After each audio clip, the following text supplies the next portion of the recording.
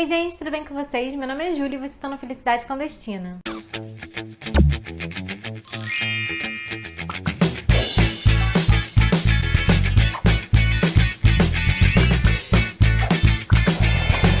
Antes de mais nada, eu vou pedir para vocês se inscreverem aqui no canal, se você ainda não for inscrito, dá um joinha e ative as notificações para vocês receberem todos os avisos aqui de vídeos novos no canal. Nesse vídeo eu vou fazer então a resenha para vocês de A Dança da Morte, do Stephen King, esse tijolão que eu li recentemente. Eu acho que a gente já tem live para ele no canal, então eu vou deixar aqui nos cards para vocês irem lá conferir com spoilers. A gente vai falar sobre tudo, mais destrinchado da história, mas nesse vídeo aqui eu vou falar sem spoilers para vocês, então fiquem tranquilos. Eu vou só dar um panorama geral do que acontece e tal. Mas antes disso eu queria fazer algumas considerações sobre esse livro, né? Esse livro ele foi publicado em 1978 e é o quarto livro a ser publicado do King, né? Ele foi publicado logo depois de O Iluminado, que é um livraço também.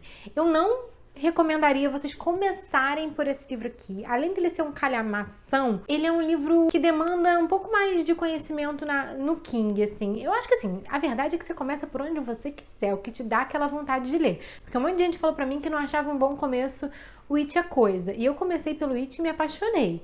Então, assim, eu acho que esse é um livro de fôlego, que se você tá topando, se você tá querendo ir, vai. Mas se eu fosse falar um começo pra você, eu ia falar, de repente, Salem, que é um livro bem legal do King, O Cemitério. São livros um pouco mais curtos, onde ele vai mais direto ao ponto. Aqui, ele toma muito tempo descrevendo os personagens, ambientando a gente na história, né? Eu acho que é importante para essa história que isso aconteça. A gente vai falar um pouquinho mais sobre isso ao longo do vídeo, mas eu acho que talvez para uma porta de entrada ele seja um livro que exija mais um pouquinho do leitor. Como eu falei para vocês, ele foi publicado em 1978. Só que, em 1978, a editora do King falou que não dava para publicar um livro tão grande. Então ele fez uma limpa nesse livro, tirou mais ou menos, isso a gente vê no prólogo, eu acho, na introdução, ele conta um pouquinho pra gente sobre esse processo.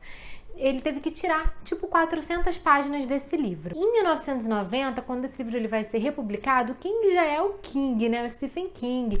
Então, ele propõe de colocar de novo essas 400 páginas e dar uma repaginada no livro, acrescentar algumas coisas. Algumas coisas dessas 400 páginas ele acha que realmente valeu a pena ter tirado, assim, mas outras ele acha que já era importante para a história, para a construção dos personagens e tudo mais.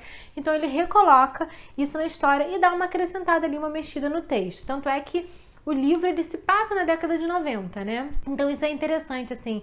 O King ele dá dois recados, né? Um para quem não quer ler esse livro, para não comprar, e outro para quem vai comprar o livro e vai levar ele para casa. Ele é um romance que ele é dividido em 3 partes. Não sei exatamente se são 3 livros, mas eu sei que são 3 partes, né? Na primeira parte a gente vê como um vírus letal é liberado, né, acidentalmente na população mundial. A gente vê logo no início uma base militar ali, onde tem uma família, um homem que vê um alarme tocando e corre para avisar a família e sair com eles dali. Só que quando ele sai, né, fica claro isso, depois que ele tá levando o vírus letal para a sociedade, né? Então ele foge dali, desse lugar que deveria estar contido e selado depois desse alarme, né? Então ele foge dali. E a gente vai vendo a vida de vários personagens, né? Até que a gente vê esse personagem de novo, ele batendo de carro perto de um outro grupo de personagens, porque a gente vai ver vários grupos de personagens ao longo do livro. Numa cidadezinha ali, e ele vai bater de carro e quando ele vai ser resgatado, né, quando esse outro núcleo de personagens vai resgatá-lo, ele tá muito doente, com nariz congestionado e tudo. A esposa e a filha que ele tinha tentado levar junto com ele estão mortas por essa doença e ele parece que está doente também. Nesse momento a cidade é fechada em quarentena e essas pessoas são levadas. Enquanto isso vai acontecendo, a gente vai vendo em paralelo várias histórias. Eu não vou destrinchar todas as histórias aqui pra vocês, mas tem muitos personagens que eu gosto, né? Assim, tem o Stu, né, que faz parte um pouco desse núcleo. Tem a Fran, que é uma mulher grávida, que vai aparecendo nessa história. Tem um músico, que é o Larry. Tem um personagem surdo e mudo, que é o Nick, que ele se comunica basicamente escrevendo recados para as pessoas. E tem um personagem que eu amo de paixão, que é o Tom, que ele tem problemas mentais, né? Então, é muito interessante ver como o King constrói todos esses personagens e junta esses personagens. Então, nesse primeiro momento, a gente vai vendo como a doença vai pegando, a gente vai vendo todos esses núcleos dessas pessoas e outros núcleos também, né, que vão morrendo, enfim, por conta dessa super gripe, né, que vai pegando na sociedade. E 99% da população é dizimada por conta da pandemia causada por esse vírus. Então, essa primeira parte é meio que pintando esse cenário mundial, como é que tá o mundo nesse momento, né? Na segunda parte do livro, a gente vai acompanhar esses personagens meio que tentando se encontrar, né, tentando encontrar um novo lugar, né? Um lugar para começar a vida, tentando procurar outras pessoas, porque eles estão muito sozinhos, né? Então eles vão se encontrando ali, formando novos grupos, né? Se conhecendo melhor, a gente vai aprofundando um pouco mais em cada personagem. Nesse momento eles também estão tendo sonhos, né? E isso é muito interessante porque o King traz esse elemento sobrenatural aqui, obviamente, né?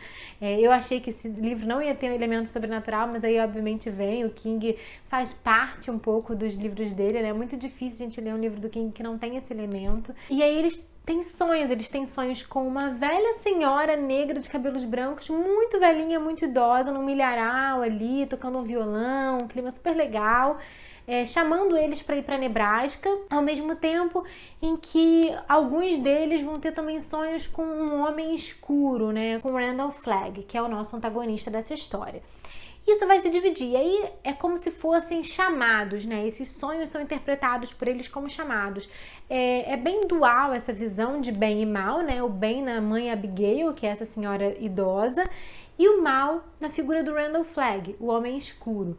Então existe uma divisão, e aí isso vai se separando. O Randall Flagg ele tá em Las Vegas, enquanto a mãe Abigail tá no Nebraska. E eles vão se deslocando, meio que a gente vai vendo esses personagens se direcionando, né, pra um e pra outro nessa segunda parte do livro. Eu esqueci de falar que essa arma letal e biológica, né, que é lançada aí sem querer, né, que acaba escapando de um centro de controle, eles vão chamar ela de Capitão Viajante, porque justamente ela viaja muito rápido, ela se espalha muito rápido, contamina muito rápido a população e mata muito rápido.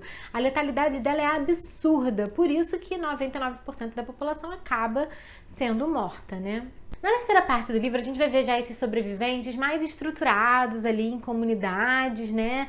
Em que eles chegaram tanto do lado do Randall Flagg como do lado da mãe Abigail. A gente vê a diferença ali nos tipos de governo, que é pensado ali em cada um desses lugares, assim, como eles decidem resolver os problemas, né? Como é que é resolvida essa questão da lei e tudo mais. Isso é muito interessante como o King se aprofunda nessas questões. É muito legal também ver que tem um personagem que ele é antropólogo, né? Professor de sociologia, enfim. E ele fala um pouquinho sobre o que vai acontecendo, ele traz reflexões incríveis, principalmente como formação de sociedade e tudo mais. Então, ele é um personagem que ele vai trazer muita reflexão e é muito legal. Nessa terceira parte a gente vai ver quase como uma batalha épica mesmo de bem e mal, né? Então é muito interessante ver como isso vai se desenrolar no livro. Eu particularmente não fiquei muito satisfeita com o final da nossa história. Algumas coisas ali eu teria feito diferente, sabe? Não, assim, é óbvio que o King é o mestre, né? Mas eu acho que os finais dele às vezes são um pouco problemáticos. E esse é um final que eu não gosto muito como se resolveu, sabe? Mas eu acho que a gente vai falar um pouquinho mais. Essa live ainda não aconteceu, mas se ela já tiver acontecido, como eu já falei pra vocês, eu vou deixar aqui nos cards. Sou eu, o Reinaldo, do Relíquias do Rei, e a Lilian, do Li no Livro. A gente vai falar um pouquinho sobre esse livro pra vocês, e aí eu conto com spoilers pra vocês o que eu achei de verdade desse final, né? Esse livro, ele me fez pensar muito e até levar uma reflexão aí pro Instagram de como os livros do King, eles são uma zona de conforto pra mim, né? Porque o King, ele tem uma coisa de que ele escreve os livros dele, construindo os personagens, dando detalhes da forma como eles agem, da forma como eles pensam, trazendo uma humanidade tão palpável para esses personagens, que a gente se sente amigo, a gente se sente conhecido, a gente torce por eles, a gente se relaciona tão intimamente com esses personagens que é difícil nos desprender deles, né? O King até fala na introdução desse livro que as pessoas iam perguntar sobre os personagens e tal pro King, como se esses personagens existissem de verdade. E essa é uma mágica que eu acho que existe no livro do King, né? Essa é a zona de conforto. Eu sei que eu vou encontrar personagens incríveis, eu sei que eu vou encontrar um enredo que me prende do início ao fim, mesmo que seja a coisa mais idiota, né? O Carrie, que não é um livraço do King, é um dos que eu menos gosto. O próprio Doutor Sono, que não é um dos meus livros favoritos dele, eu me envolvi muito com a história, né? E até terminar eu não largava o livro. Então eu acho que é uma zona de conforto que eu sei que eu vou encontrar ali um enredo gostoso de ler, apesar de serem livros de terror, apesar de ter um elemento sobrenatural, eu vou encontrar personagens marcantes que eu vou levar pra minha vida, sabe? Sempre. Eu me despeço dos livros sempre com uma dor no coração e uma saudade muito grande. E eu queria saber de vocês, assim, se tem algum livro que faz isso com vocês, se o Stephen King é um autor que promove esses sentimentos em vocês, né? Se vocês sentem isso lendo os livros dele também, ou se tem algum outro autor que faz isso com vocês, e se tem, me deixa aqui nos comentários para eu conhecer, porque é sempre muito legal, né? Esses livros zona de conforto não é com o gênero, é muito engraçado esse gênero ser zona de conforto, mas o King, ele é isso para mim um pouco, né? Então, para não falar com spoilers para vocês sobre o livro, né, a gente deixar para falar um pouco mais dos spoilers na live, eu vou encerrar o vídeo por aqui, porque não tem mais muita coisa para eu falar para vocês, a não ser que eu adorei conhecer esses personagens, adorei a jornada que eu me meti com eles, fiquei muito triste quando a gente perde alguns deles, né, assim, uma coisa que eu acho muito interessante nesse livro, que eu vi algumas pessoas comentando isso também, e eu já tinha comentado com a minha irmã, quando a gente estava lendo, é a questão da escassez, né, que normalmente quando a gente vê um cenário pós-apocalíptico ali, né, um momento em que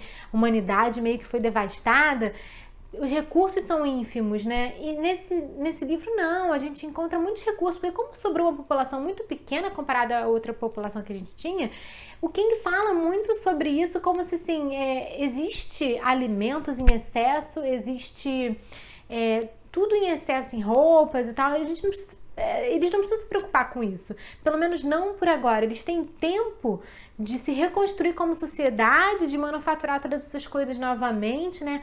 De trazer a energia de volta, enfim, e poder produzir isso, né? Reavivar as máquinas e tudo mais. Eles têm esse tempo porque eles não estão com recursos escassos, né? Principalmente alimentícios. Então isso é muito interessante que ele traz essa reflexão e que é um pouco diferente desses livros e enfim, de tudo que traz esse cenário apocalíptico, né? Filme, livro, enfim, série e tal, que é o que a gente vê também no The Walking Dead, né?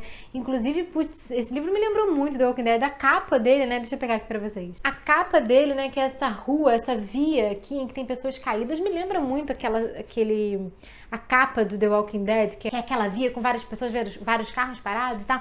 Então esse cenário, assim, é muito... E assim, esse livro do King, ele é muito anterior a The Walking Dead, né? Bota, sei lá, 10, sei lá, 20 anos, talvez, de diferença. Então é muito interessante que, embora a gente não vai encontrar nada muito novo aqui, né? Assim, a menos, assim, as reflexões, os personagens, isso eu acho que é muito próprio do King e eu acho que vale a leitura. Mas em questão de pintar um cenário apocalíptico pra gente, né, de dificuldades e tal, por exemplo, fulaninho tá com coisas médicas, né? Sei lá, caiu, tropeçou, quebrou um pé, como é que faz, né, assim, cadê o médico? É difícil, assim, recursos nesse sentido são mais escassos, obviamente, porque pessoas morreram, muitas pessoas morreram, do que os recursos alimentícios, né? Isso é o que o King traz pra gente. Eu não acho que ele traga nada muito novo, porque ele já foi um dos pioneiros, né, em trazer esse tema. Então, muita coisa veio depois e se inspirou no King, né? Então, eu acho que ele tem muitos elementos que já são conhecidos da gente, mas é de um jeito King, que faz a gente se conectar demais com a história, que faz a gente torcer pelos personagens e se envolver muito com o enredo, então é muito legal de ler. Eu gostei demais desse livro, ele foi um 5 estrelas na minha vida, assim, de leitora. Eu não sei dizer ainda se ele foi um favorito, talvez ele tenha sido, mas o final ali pra mim é um pouco problemático. Então eu ainda não sei muito onde colocar, não sei como eu me sinto totalmente a respeito de colocar esse livro como favorito, mas com certeza 5 estrelas ele é. E é isso, gente, eu não tenho mais muito o que falar aqui pra vocês não, pra não estragar a experiência de leitura de vocês. A gente se vê no próximo vídeo. Um beijo enorme, tchau, tchau!